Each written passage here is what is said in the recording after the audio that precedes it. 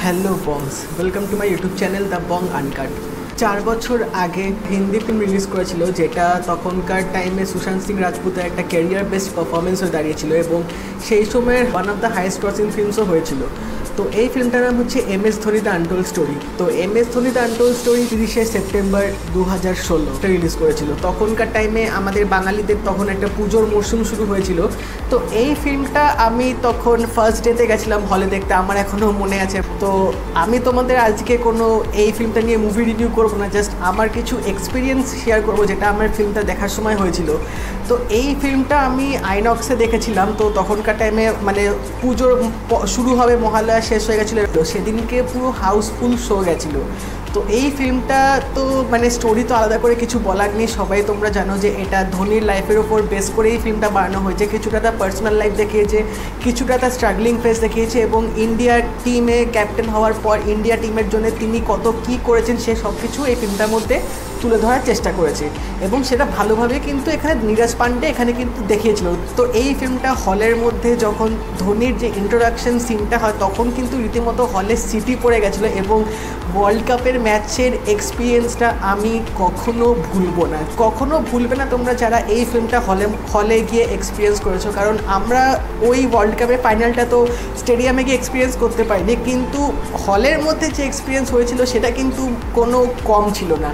তো এই ফিল্মটার মধ্যে অনেক কিছু শিক্ষণীয় জিনিস ছিল যেগুলো আমরা ফিল্মটা দেখে বুঝেছিলাম। সেটা হচ্ছে নিজের যদি ডিটারমিনেশান থাকে, নিজের যদি জেদ থাকে যে আমি জিনিসটা করবই, তাহলে কিন্তু সেটার পেছনে তোমরা যদি পরিশ্রম করো, তোমরা যদি খাটো, তাহলে কিন্তু সেই জিনিসটা তোমাদের হওয়া থেকে কিন্তু কেউ আটকাতে পারবে না। সে যতই তার আগে তোমাদের বাধা বিপত্তি যতই আসুক না কেন, সেটার মধ্যে যদি স্টিক করে থাকো সেই গোলটার দিকে, তাহলে কিন্তু একদিন ফুলফিল হবে। তো এখানেও ধোনি সেটাই দেখেছিল যে সে ক্রিকেটার হতে চায়, কিন্তু সে টিসির কাজ করছে খড়গপুর রেলওয়ে স্টেশনে। তো এখানে কিন্তু লাইফের অনেক লেসেন্স আমাদের এখানে দিয়েছিল এই ফিল্মটার দ্বারা। তো এই ফিল্মটা এমন কেউ নেই যে হয়তো এখন অবধি তোমরা দেখোনি, কারণ এখানে আমাদের ফেভারিট ইন্ডিয়ার ক্যাপ্টেন ধোনির একটা বায়োগ্রাফি দেখিয়েছে। তো সেই জন্য এই ফিল্মটা কিন্তু তখন বেশ ভালো হিট হয়েছিল এবং তাছাড়া সুশান্ত সিং রাজপুত তখনকার টাইমে একটা ক্যারিয়ার বেস্ট পারফরমেন্স দিয়েছিল এই ফিল্মটার দ্বারা। তো এই ফিল্মটা সব দিক থেকে কিন্তু ভালোভাবে কিন্তু একটা প্যাকেজ ছিল। নীরাজ পান্ডে একটা অপূর্ব ডিরেকশন এবং ফিল্মটা স্টোরি একদম টান স্টোরি রেখেছিল, একটা মাস এন্টারটেনমেন্টও করার চেষ্টা করেছে, প্লাস বায়োগ্রাফি জনারটাও রেখেছে। তো দুটো পরিপাটি করে কিন্তু একটা সুন্দর ফিল্ম আমাদেরকে এখানে প্রেজেন্ট করেছিল এবং বাকিদের অ্যাক্টিংটাও কিন্তু খুব এখানে ভালোভাবে দেখেছিল। তাছাড়া আমরা এখানে দিশা পাটানি এবং কিয়ারা আদবানিকেও দেখেছিলাম। এবং আরেকটা জিনিস যেটা না বললে খুব খারাপ হয়ে যাবে, সেটা হচ্ছে গানগুলো। প্রত্যেকটা গান খুব ভালোভাবেই ফিল্মটার মধ্যে করা হয়েছে, মানে পুরো অ্যালবামটাই কিন্তু বেস্ট আমার কাছে এখনও। গানগুলো আমি এখনও মাঝে মধ্যে শুনি, যেখানে আরমান মালিকের গান আছে এবং অরিজিৎ সিংয়েরও গান আছে, খুব ভালো ভালো গান এখানে আছে। তো এবার হলে যখন আমি দেখতে গেছি ফিল্মটা, আমি তো এক্সপেক্ট করেছিলাম যে ভালো একটা ফিল্ম দেখতে যাবো, কারণ ট্রেলারটাও আমার তখন খুব ভালো লেগেছিলো।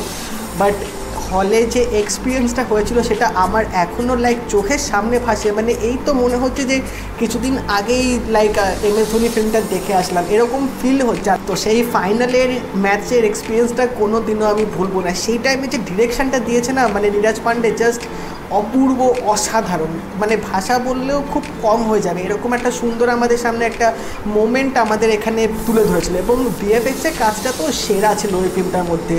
এবং তাছাড়া যে যখন ধোনি লাস্টে উঠবে ব্যাট নিয়ে এবং স্টেডিয়াম থেকে যখন হাঁটবে এবং ফিল্ডে আসবে, পুরো ওই ক্যামেরা শটটা নিখুঁতভাবে ওই সিঙ্গেল শটটা কিন্তু আমাদেরকে এখানে তুলে ধরেছিল এবং বড় স্ক্রিনে দেখার তো একটা আলাদাই মজা ছিল তখন ফিল্মটা।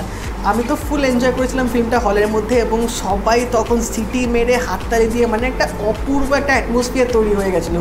অ্যাজ ইফ মনে হচ্ছিলো যে তখনই ওয়ার্ল্ড কাপটা চোখের সামনে আমরা স্টেডিয়ামে বসে দেখছি, এরকম আমাদের একটা ফিল হচ্ছিলো তখন। ধোনি কীভাবে ইন্ডিয়া টিমে চান্স পেয়েছিল, যার জন্যে অবভিয়াসলি আমাদের দাদার কৃতিত্ব ছিল। দাদা যদি চেষ্টা না করতো তাহলে কিন্তু ধোনি আজকে এই ধোনি কিন্তু হতো না। এই ভিডিওটা যদি ভালো লেগে থাকে এটা লাইক করে দিও, শেয়ার করে দিও এবং চ্যানেলটা সাবস্ক্রাইব করে দিও। আমি এরকম ভিডিও বানাতে থাকি, আশা করছি তোমাদের সবার ভালো লাগবে। আর নোটিফিকেশান বেলটা কিন্তু অল করে দেবে। তাই দেখা হবে পরের ভিডিওতে, বাই।